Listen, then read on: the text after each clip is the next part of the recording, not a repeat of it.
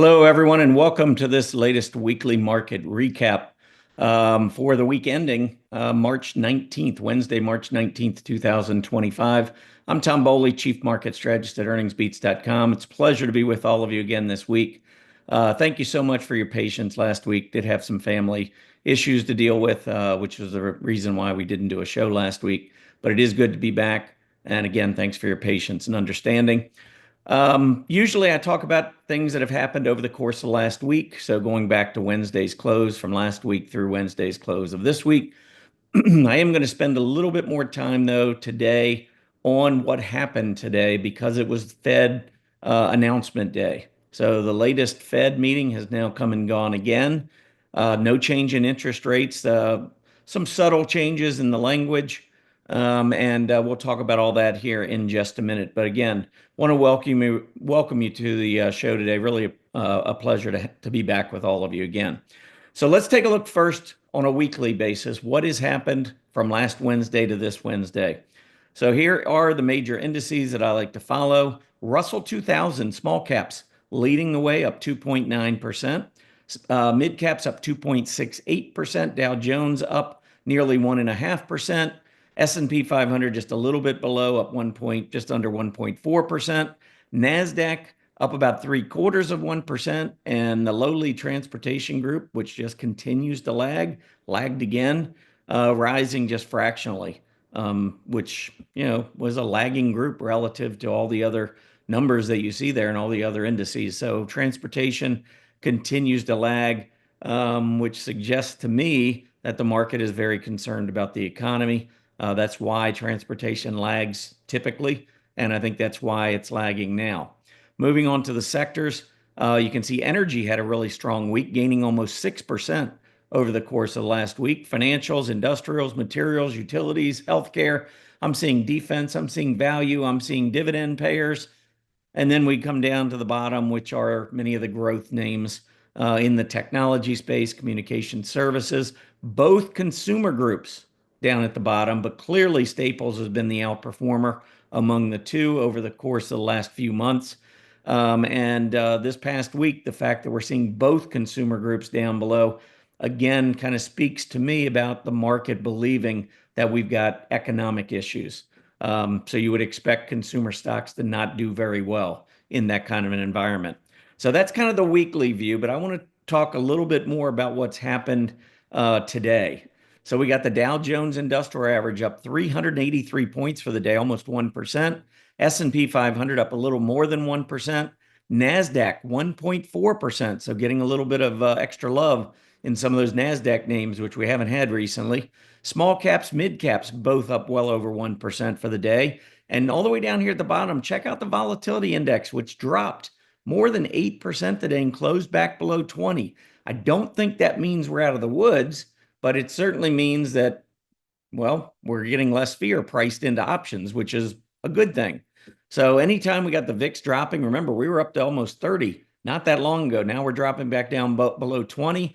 I think my signal that the coast is clear is when we see that VIX drop down below about 16. So still got a little bit of work to do there. But anytime we get out of the 20s, get back down below the 20s, I'm generally going to be a pretty happy camper. So I liked what happened today with the volatility index. All right, here is the IWM versus the QQQ. And what I've done, this is a 5-day chart, 10-minute chart. The bars are, well, not bars because it's a line chart, but just showing you every 10 minutes over the last 5 days how the IWM small cap Russell 2000 has been performing versus the large cap NASDAQ 100. A lot of the large cap technology names and so forth, many of the Mag 7. That's what we're kind of comparing the IWM to. And the reason I'm doing this is that the last time, we really started to feel like we were going to have more rate cuts and a more favorable environment for maybe those small cap stocks. That was back in July, August period when we had that huge period of outperformance in the small caps. And I wanted to see what would happen or what did happen after 2 o'clock today in terms of the rotation between small cap stocks and the QQQ, which is the large cap technology names mostly. And you can see heading into the meeting today, money had been rotating back into the small caps a little bit, anticipating maybe something favorable coming from the Fed today. Now, the Fed, I can look at their new statement today and what changed. There wasn't a whole lot that changed, but they did change one sentence that said, this is what it was last meeting. The committee judges that the risk to achieving its employment and inflation goals are roughly in balance. They changed that wording in this meeting to say uncertainty around the economic outlook has increased, and therefore the committee is attentive to the risks of both sides. That was the same in both of them. But basically, they're saying the uncertainty around the economic outlook has increased. Now, you can read that a lot of different ways. I read that as a cop-out. I read that as the Fed saying, we don't know. We don't know what's going on. We could have inflation issues. We could have economic issues. It's just all uncertain. We don't know what we're going to do. You all figure it out. That's kind of what I feel like we're left with after that change. Before, it was like the risks were in balance between inflation and economic. Now it's like we're throwing our hands up. We don't know. We don't know if they're even. We don't know if one's worse than the other. And they went on to say later that beginning in April, the committee will slow the pace of decline of its securities holdings by reducing the monthly redemption cap on Treasury securities from 25 billion to 5 billion. So if you're more in the dovish camp or you're more bullish the market, this was the bone that the Fed threw us today. That the pace of decline of the security holdings is, the committee is looking to slow that pace, meaning that there's not going to be as much selling. So it's like a little bit more of the favoritism toward demand over supply. And so like more buying versus selling, which drives yields down, the 10-year Treasury yield. Think about that. What they're trying to do is maybe to bring the yields down a little bit. So they're not cutting the Fed funds rate, but they're kind of doing something else which might help the housing market and the economy. So it was a little bit more dovish. I had not heard anybody talking about that particular change. So they didn't really change anything about interest rates. They stayed the same. They still said they think there are going to be 2 rate cuts later in the year, but they threw this little bone out there to try and keep the 10-year Treasury yield down a little bit. So anyway, I thought that was interesting. And by the way, after 2 o'clock, after this announcement, look at what happened. The small cap IWM actually went to a new high over the last 5 days on a relative basis to the QQQ. So the net effect from 2 o'clock to 4 o'clock was money rotating more towards small caps. I don't know if that's going to continue, but that's worth noting in the final 2 hours today. Also, this is option expiration week. We just talked about Max Pain with our members at EarningsBeats last night. And one of the things we talked about is that there's upside available in this market through Friday based on Max Pain. And the small caps had more upside potential than the other indices. And with the way we finished today, maybe, just maybe, we're going to see a little bit more relative strength in small caps in the near term. That's kind of my takeaway from today. Some of my takeaway. Now let's take a look at the S&P 500 because I got a lot of ratios. This is simply looking at the last 2 days. It's a 5-minute chart, the last 2 days. And I'm looking from 2 o'clock, to 4 o'clock to see what changes took place. Now, again, we're only talking about looking at 2 hours worth of material, information, rotation. So I'm not looking at this 2-hour period and ready to adjust everything that I'm thinking about the market because of 2 hours. But it gives us something to think about because this is new news available for the market. I mean, nobody else is supposed to know about this and what the Fed did and what they said. So we're looking at the initial Wall Street reaction when we take a look at what happened between 2 o'clock and 4 o'clock. So thought it was interesting because first, you can see the S&P 500, all the major indices initially went up. We didn't really have a lot of whipsaw. We didn't see a lot of movement to the downside. Initially, the market went down just a little bit for maybe the first few seconds after the announcement. And then after that, for the next hour, it was a pretty steady increase in our major indices. And then we did like a little pullback, tried to rally one more time just after 3:30, and then came back down and closed after having given up probably half of our gains from 2 o'clock to maybe 3:15. So it was good. And then it kind of turned a little sour into the close. But overall, we did finish up higher on the S&P 500.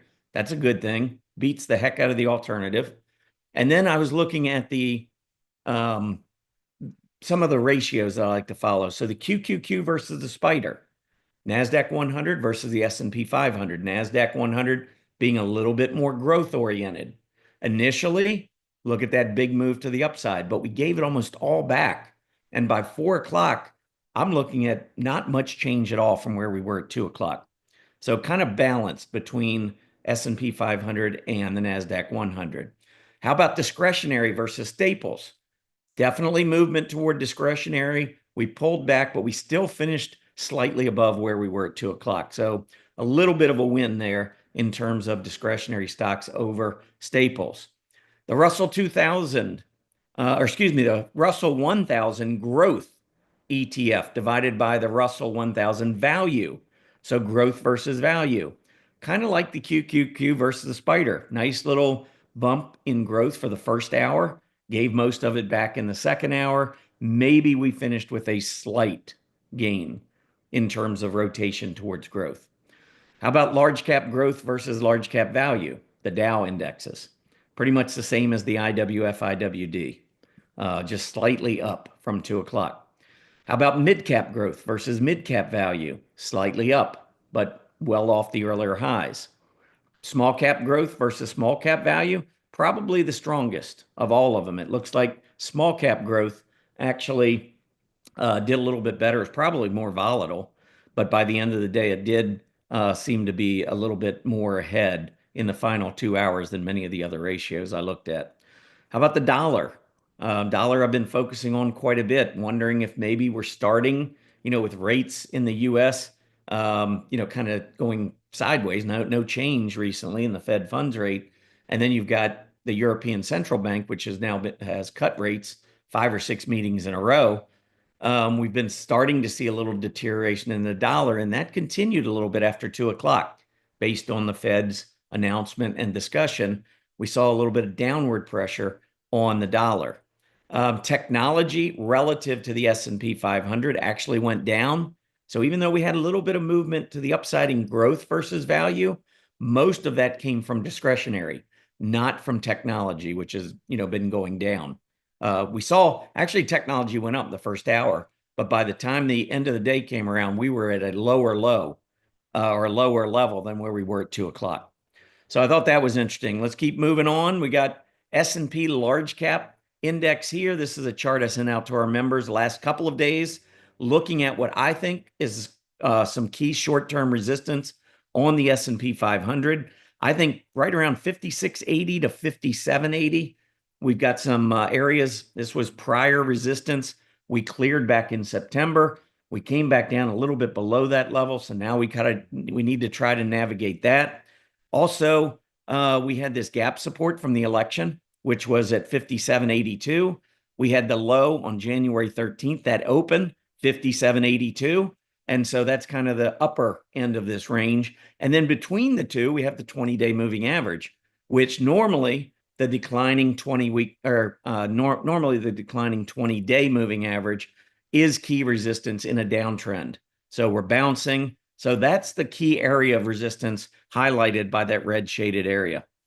All right. For those of you who are new to EarningsBeats, but maybe you're enjoying the session, the way I'm approaching the market, you can always follow us more closely by going over to EarningsBeats, scrolling down, and signing up for our free newsletter.